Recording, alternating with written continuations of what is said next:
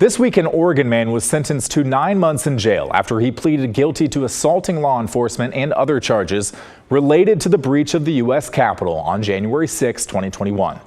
24-year-old Jonathanpeter Klein of Pendleton also received 3 years of probation and must pay $3,000 in restitution. Court documents say Klein and his older brother Matthew attended the Stop the Steal rally and then made their way to the Capitol. Jonathanpeter Klein then injured a Metro police officer before entering the Capitol building and recording with his phone.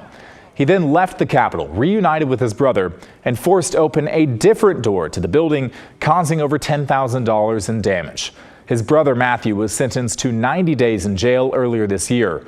What's interesting about this latest case is that a few weeks ago, Jonathanpeter asked a judge to delay his sentencing until after President-elect Trump takes office next month. Clearly, that did not happen, but it's no secret why he made that request in the first place. We will treat those people from January 6th fairly. We will treat them fairly. And if it requires pardons, we will give them pardons. And according to Lewis and Clark Law School professor Tung Yin, President-elect Trump could do that quite easily shortly after taking office.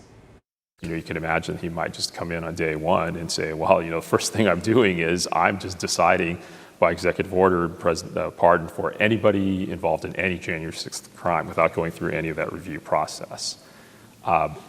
He could do that, and that would be very easy for him to do.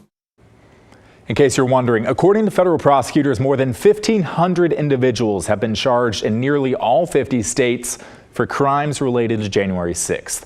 That includes nearly 600 people charged with the felony of assaulting or impeding law enforcement.